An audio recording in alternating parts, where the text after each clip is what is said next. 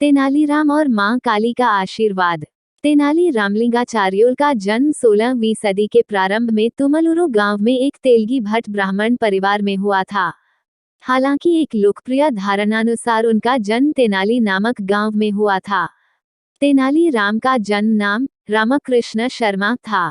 उनके पिता गरालपति रामैया गांव के मंदिर में पुजारी थे। बाल्यकाल में ही पिता का साया तेनाली राम के सिर से उठ गया और माता लक्ष्मम्मा द्वारा उनका पालन पोषण किया गया। औपचारिक शिक्षा तेनाली राम ने कभी प्राप्त नहीं की, किंतु वे बचपन से ही कुशाग्र बुद्धि थे। उनकी वाक्पटुता का तो कोई जवाब ही नहीं था। नटखट तो इतने थे कि कोई भी उनकी शरारतों से बच नहीं पाता था। एक दिन तेनाली राम की भेंट गांव के एक ज्ञानी संत से हुई। संत ने उन्हें एक मंत्र देते हुए कहा, पुत्र, गांव के काली मंदिर में जाकर इस मंत्र का 1,00,000 बार जाप करो। इससे काली माता प्रसन्न हो जाएंगी और तुम्हें दर्शन देकर वरदान प्रदान करेगी। तेनाली राम तुरंत काली मंदिर गए और वहां संत द्वारा दिए मंत्र का जाप करने लगे। जैसे ही 1,00,000 जाप पूरे हुए, काली माता अपने सौमुख के भयंकर स्वरूप में उनके समक्ष प्रकट हुई। काली माता का भयंकर स्वरूप देख कोई भी सामान्य बालक भयभीत हो जाता, किंतु तेनालीराम भयभीत होने के स्थान पर जोर जोर से हंसने लगे। जब काली माता ने हंसने का कारण पूछा, तो वे बोले, माता, मेरी तो मात्र एक ही नाक है। जब मुझे जुकाम हो जाता है, तो मैं तो परेशान हो जाता हूँ। आपके तो 100 मुख होने के कारण 100 नाक हैं और हाथ मात्र 2। मैं सोच रहा हूँ कि ऐसे में आप क्या करती होंगी। तेनाली राम के हंसमुख स्वभाव और बाल सुलभ बातें सुनकर काली माता हंस पड़ी और बोली, पुत्र, मैं तुम्हें वरदान देती हूँ कि भविष्य में तुम विकट कवि के रूप में प्रसिद्ध होगे। तुम्हारी बातें हर किसी का मनोरंजन करेगी। वो तो ठीक है माता, लेकिन इससे मुझे क्या प्राप्त होगा? आप मुझे कोई और वरदान दीजिए। तेनालीराम बोले। तब काली माता हाथ में 2 कटोरे लेकर तेनालीराम से बोली, पुत्र, इन 2 कटोरों में से एक में ज्ञान है और दूसरे में धन। मैं तुम्हें दोनों में से एक चुनने का अवसर प्रदान करती हूँ। काली माता की बात सुनकर तेनालीराम सोचने लगे कि जीवन में ज्ञान और धन दोनों ही आवश्यक है। यदि दोनों कटोरे तेनाली के हाथ में दिए, तेनाली ने झटपट दोनों कटोरे को मुंह से लगाया और गटक गए।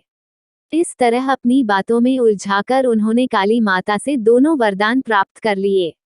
माता, क्षमा करना, जीवन में ज्ञान और धन दोनों ही आवश्यक है, इसलिए मैंने दोनों ले लिए।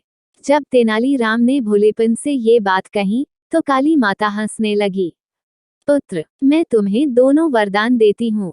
जीवन में तुम कई सफलताएं प्राप्त करोगे, किंतु ध्यान रहे कि तुम्हारे मित्र तो होंगे ही, शत्रु भी कम न होंगे, इसलिए होशियार रहना। इतना कहकर काली माता अंतर ध्यान हो गई। आगे चलकर तेनालीराम विजयनगर के राजा कृष्णदेवराय के प्रिय मंत्री बने।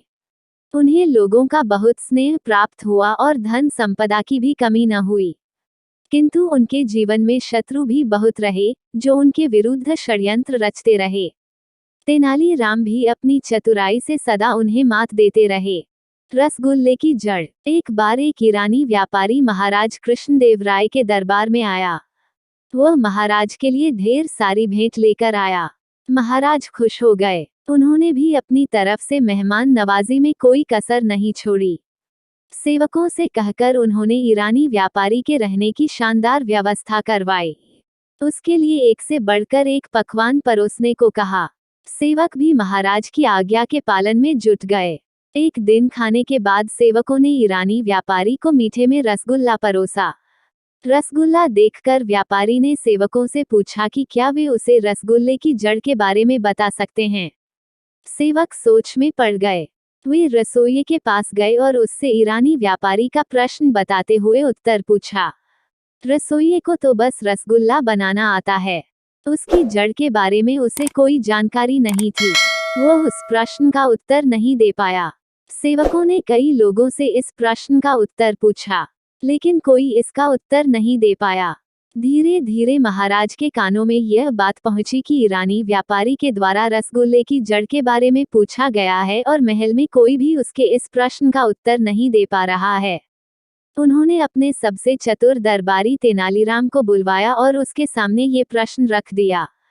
प्रश्न सुनने के बाद तेनालीराम बोला, महाराज, कल दरबार में आप ईरानी व्यापारी को बुला लीजिए, मैं सबसे सामने इस प्रश्न का उत्तर दूंगा। अगले दिन सारा दरबार खचाखच भरा हुआ था। ईरानी व्यापारी भी दरबार में उपस्थित था। तेनालीराम जब दरबार में आया तो अपने हाथ में एक कटोरा लिए हुए था, जो मलमल के कपड़े से ढका हुआ था। महाराज ने पूछा, तेनालीराम, क्या तुम रसगुल्ले की जड़ के बारे में पता कर आए? जी महाराज, मैं इस कटोरे में रसगुल्ले की जड़ लेकर आया हूँ, कहते हुए तेनालीराम ने कटोरे के ऊपर से मलमल का कपड़ा हटा दिया। कटोरे में गन्ने के कुछ टुकड़े पड़े हुए थे, जिसे देख महाराज सहित सारे दरबारी चकित रह गए। तेनालीराम ईरानी व्यापारी के पास जाकर उसे कटोरा देकर बोला, महाशय, ये है रसगुल्ले की जड़। महाराज की समझ से अब भी सब बाहर था। उन्होंने तेनालीराम से पूछा, तेनालीराम, ये सब क्या है? तेनालीराम बोला, महाराज, मिठाई शक्कर की बनती है। शक्कर को बनाया जाता है गन्ने से। इस तरह हुआ न गन्ना रसगुल्ले की जड़। यह उत्तर सुनकर महाराज ने हंसते हुए ईरानी व्यापारी की ओर देखा। वह भी तेनालीराम के उत्तर से संतुष्ट हो चुका था।